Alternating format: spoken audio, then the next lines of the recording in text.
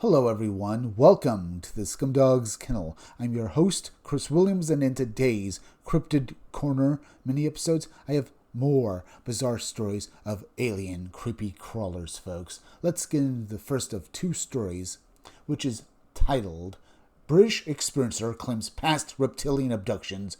Do these entities seek human consciousness and the soul? Let's read on and hear this female experiencer's story in full. In 2014, a British woman publicly described decades of alleged extraterrestrial encounters that she said began in the early 1990s. The claims were discussed during an appearance on the television program This Morning, where she described interactions with two non-human species commonly referred to as greys and reptilians. Her statements echo a long-running theme reported by many experiencers. The entities are not merely observing humans. According to some accounts, they appear intensely interested in human consciousness, energy, and the possibility of something humans call the soul.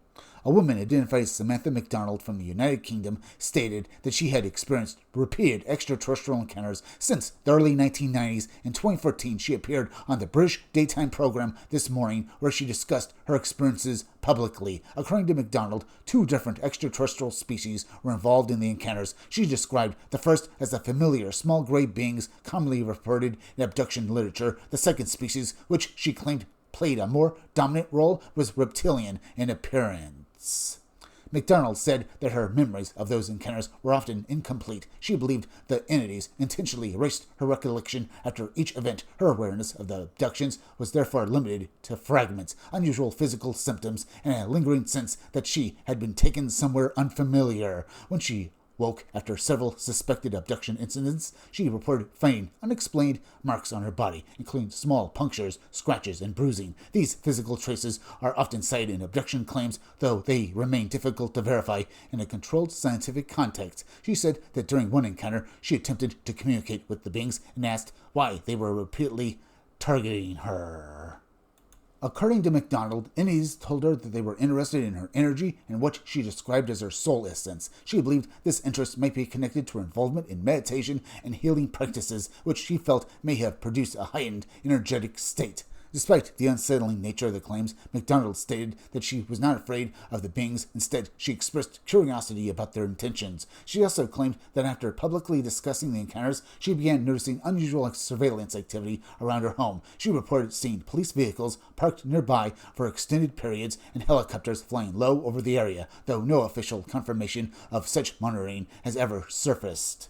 But were they really government officials, folks? Remember, it's been stated before, particularly I have said this, folks, that there's been a known signs of black helicopters that can transform into alien spacecraft.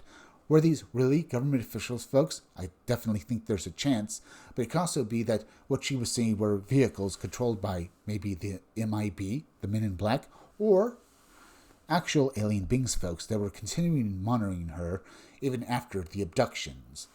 I would not be surprised if basically these people were government workers as well, maybe affiliated with these alien beings, if you believe that basically the government is working with aliens from outer space, or maybe from another dimension, folks. Or maybe we don't even begin to scratch the real truth of the matter here, folks.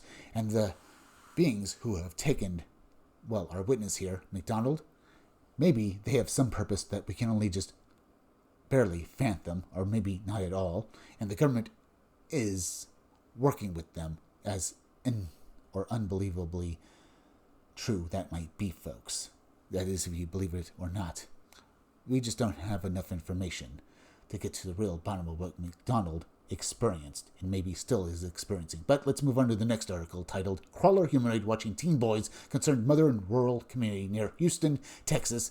Basically asks people, what is she to do with this being that has observed her and her family? Is it dangerous? And what can she do about it? Let's read on. A mother in a wooded, semi-rural neighborhood more than an hour outside Houston, Texas, contacted me after her teenage son reported repeated encounters with a small gray humanoid along a local creek. The sightings occurred within the last 2 months in a heavily wooded floodplain surrounded by acreage, home sites, and dense pine forest. What makes this case particularly troubling is not just the description of the entity, but the fact that they appear to be deliberately watching the boys. The family has deep roots in rural Texas and generational knowledge of unexplained phenomena in remote woodlands. The question now is direct and serious. What exactly is sharing that creek bottom with these kids?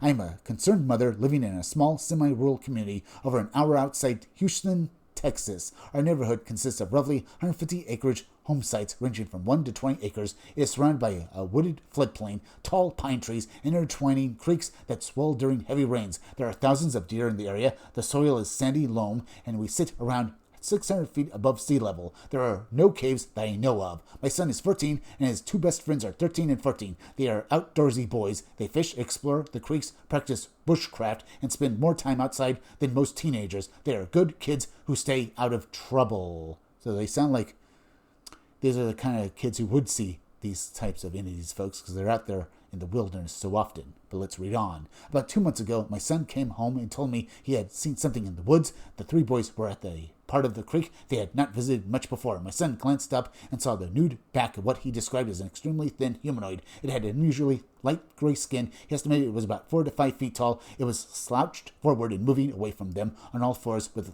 very long arms. The movement was strange and distinct. He pointed it out to his friends, but they only caught a glimpse before it disappeared behind the brush near a large tree. They did not hear it run off or see where it went. He felt comfortable telling me because I had already warned him that there were things in the woods we do not fully understand. My great-uncle spent decades in north-central Texas sitting in deer stands with binoculars during retirement. When I was in my early 20s, he told me there were things in the old woods that people did not know about, but that they were there. I believe he had seen something. I passed that warning on to my son when he was about 12, hoping it would help him stay calm if he ever encountered anything unusual. Today, my son and his 13-year-old friend were back at the creek. They were crouched in the sandy creek bottom looking at fish and water life. When they packed up to head home, my son stood up to put on his day pack and locked eyes with the gray-skinned thing. It was peeking out from behind a tree, watching them. The moment he saw it, he said it ducked its head behind the tree and possibly fast. When he rode home on his bike, his pants were drenched, and he looked like he had scrambled through water and sand. At first, I assumed he had slipped in the creek. Later, when we were alone, he told me what happened. He said the creature was watching them. He described it, again, as 4 to 5 feet tall and very thin. This time he added that it looked like it had no mouth.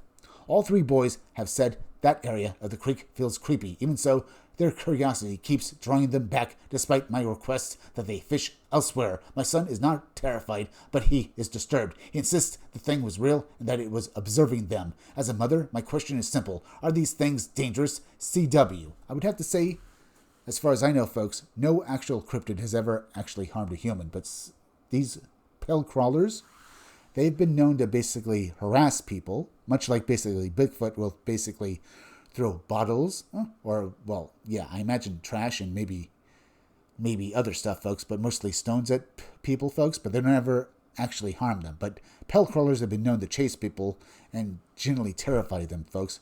But have you ever heard of any of these entities actually, harming anyone? No, as far as I know, folks, no. And the one that basically, the one story I do know that this entity killed anyone was probably just a tall tale. So while these things and most cryptids won't harm you, folks, you should still be wary of them if you actually encounter them. Remember that story I told you a few months back of this guy? Basically said he was out in the woods because his father said that basically he should spend 3 days out there as a test of manhood. This entity killed his father and harassed him out of the woods, folks. But that, as I said, was most likely a tall tale because it was too fantastical to be taken real, unlike this account that has an air of, real ability about it. And with the story with basically these great aliens, folks, and the pale crawlers and reptilians, what do you make about all of them, folks? Do you believe they're real? I would have to say that there's definitely a possibility that aliens exist somewhere out there and maybe they're here as well. But now, folks, we're at the end, so please go subscribe to my YouTube channel. Read comics, they're bad for you. You can use the YouTube link down below in the descriptions or the chat to go subscribe me, okay?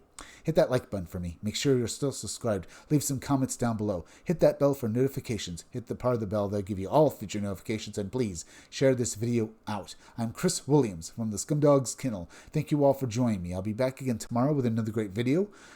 So be sure to come back again then. Till next time, folks, I'll see you all again soon.